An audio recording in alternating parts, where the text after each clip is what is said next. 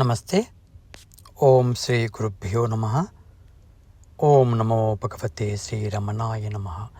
ఉపదేశసారం 15వ సూత్రం. నష్టమానసోత్కృష్టయోగినః కృత్యమస్తి కిం స్వస్థితిర్యథా. కృత్యమస్తి కిం స్వస్థితిర్యథా. నష్టమానసో కృష్టయోగినః కృత్యమస్తి కిం స్వస్థితిర్యతః. దీని యొక్క అర్థము, మనస్సు నశించి స్వస్థితిలోనున్న యోగి శ్రేష్ఠునకు కర్తవ్యం ఏముంటుంది, ఉండదని ఇక్కడ మహర్షి యొక్క అభిప్రాయము. నష్టమానస అంటే మనస్సు నశించి.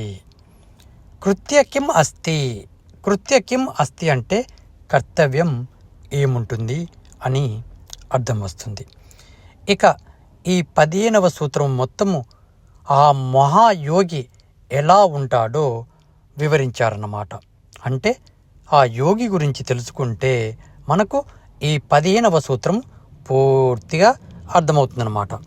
ఇక ఆ యోగి గురించి తెలుసుకునే ప్రయత్నం చేద్దాము.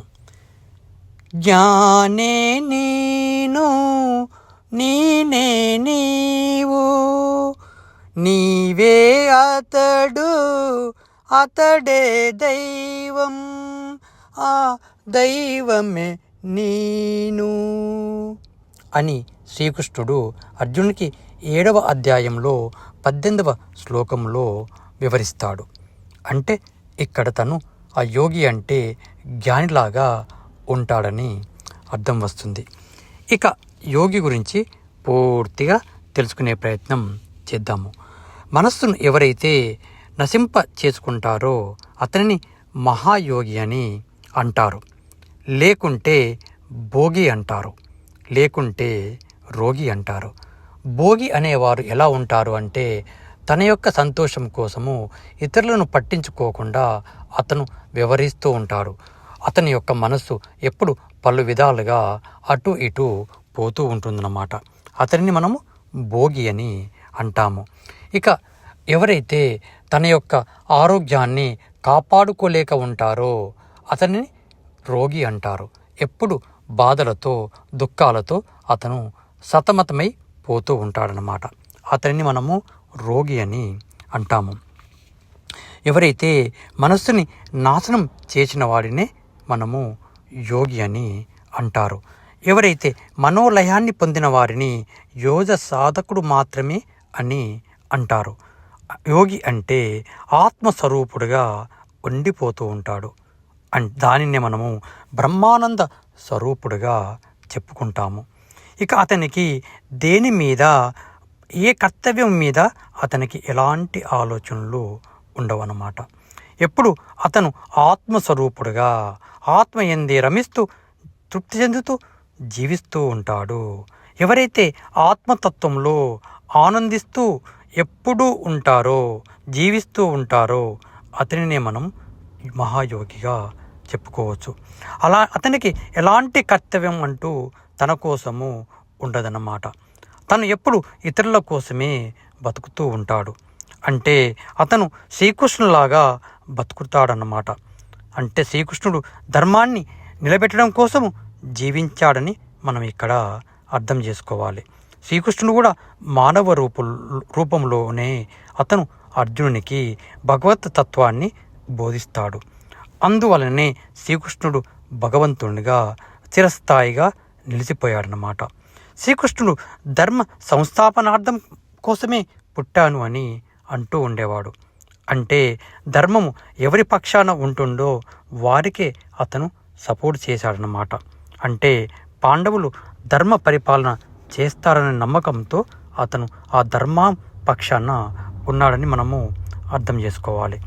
ఇక యోగి తన కోసం ఏ మాత్రము జీవించడు. అంటే రమణ మహర్షి లోకం కోసమే జీవించాడు అని మనం ఇక్కడ అర్థం చేసుకోవాలి. యోగి అంటే హిమాలయాల్లోనే ఉండవలసిన పని లేదు. తన ఇంట్లో సమాజంలో ఉంటూ కూడా అతను యోగిగా మారిపోవచ్చన్నమాట. ఇక ఈ విధంగా యోగి ఇంట్లో అయినా బయట అయినా అతను తృప్తిగా జీవిస్తాడన్నమాట. అంటే అతను ఎప్పుడు ఆత్మతత్వంలోనే ఉంటాడన్నమాట. రమణ మహర్షి ఎన్నో గ్రంథాలను మనకు అందించాడు. అందులో ఎంతో ప్రాముఖ్యతమైనది ఈ ఉపదేశసారంగా మనము చెప్పుకోవచ్చు. మహర్షి తన శరీరం కోసము, తన మనస్సు కోసము, తన కుటుంబం కోసము ఎప్పుడూ జీవించలేదు. తను ఎప్పుడు ప్రకృతి కోసము, తన ధర్మాన్ని కాపాడుకోవడం కోసము, అంటే ఆ యొక్క ప్రకృతి కోసమే తన జీవితాన్ని అంకితం చేశాడని చెప్పుకోవచ్చు. అంటే ఎలాంటి వారైనా కూడా ధర్మం కోసమే బ్రతకాలని ఇక్కడ మనము గుర్తించాల్సి ఉంటుంది. ఇక్కడ ఎవరు చెప్పినా కూడా, ఆ ఆత్మజ్ఞానాన్ని ఎవరు బోధించినా కూడా అతను ఆ యొక్క గురుతత్వాన్ని బోధిస్తూ ఉంటాడని మనము ఇక్కడ అర్థం చేసుకోవాలి. అంటే ఈ 30 సూత్రాలలో ఈ ప్రపంచానికి రమణ మహర్షి ఎంతో జ్ఞానాన్ని, ఆత్మతత్వాన్ని బోధించాడు అని ఇక్కడ మనము సగర్వంగా చెప్పుకోవచ్చు. ప్రకృతిలో ప్రతి జీవి ధర్మం కోసము బతుకుతూ ఉంటుంది. అంటే ఈ సృష్టిని కాపాడుకోవడం కోసము మూగ జీవాలు ప్రయత్నిస్తూనే ఉంటాయి. కానీ మనిషి మాత్రం తన స్వార్థం కోసం ధర్మాన్ని విస్మరిస్తాడన్నమాట. ఎవరైతే ధర్మాన్ని విస్మరిస్తారో వారు సృష్టి ద్వారానే వారు శిక్షింపబడతారని మనం ఇక్కడ అర్థం చేసుకోవాలి. మనము చిన్న గేమ్ చెస్ ఆడాలంటేనే ఎన్నో రూల్స్ ఉంటాయి. ఏ గేమ్లో ఆడాలన్నా కూడా కొన్ని రూల్స్, రెగ్యులేషన్స్ అంటూ ఉంటాయి. మరి ఇంత పెద్ద ప్రకృతిని నడిపించడానికి భగవంతుడు ఎలాంటి రూల్స్ పెట్టారో ఇప్పటికే మీకు అర్థమైంటుంది. అదే ధర్మ, అర్థ, కామ, మోక్షాలుగా మనకు భగవంతుడు మనకు అందించాడు. ఎవరైతే ఏ మనిషి అయితే ధర్మబద్ధంగా జీవిస్తాడో అతను మహాయోగిగా ఎదుగుతాడని మనం ఇక్కడ అర్థం చేసుకోవాలి. అంటే ఇక్కడ ప్రతి ఒక్కరూ ధర్మాన్ని పాటించాలని మనం ఇక్కడ అర్థం చేసుకోవాల్సి ఉంటుంది. ఇక ధర్మబద్ధంగా ఉండాలి అంటే తన యొక్కను ఆత్మశుద్ధి కూడా అతను చేసుకుంటేనే ధర్మబద్ధంగా జీవించగలుగుతాడు. అంటే ఈ అధర్మబద్ధంగా ఎవరైతే జీవిస్తారో ఏదో రకంగా ఈ సృష్టి అతన్ని శిక్షిస్తూ ఉంటుందని, అది ఈ సృష్టి యొక్క ధర్మంగా, ఆ భగవంతుడు పెట్టిన ధర్మంగా మనము అర్థం చేసుకోవాలి. అందుకని ప్రతి ఒక్కరూ ఎవరైతే ధర్మబద్ధంగా జీవిస్తారో, బతుకుతారో, మహాయోగిగా జీవిస్తారో వారు తన యొక్క జీవితాన్ని స్వార్థకత చేసుకుంటారని మనం ఇక్కడ అర్థం చేసుకోవాలి. అందుకని ప్రతి ఒక్కరూ తమ జీవితంలో ఆ మహాయోగిగా బతకడం కోసము జీవించాలని ఇక్కడ ఆ భగవంతుని యొక్క అండదండలు ప్రతి ఒక్కరికి దక్కాలని కోరుకుంటున్నాను. చివరిగా సర్వే జన సుఖినో భవంతు. ఓం శాంతి శాంతి శాంతి. Thank you.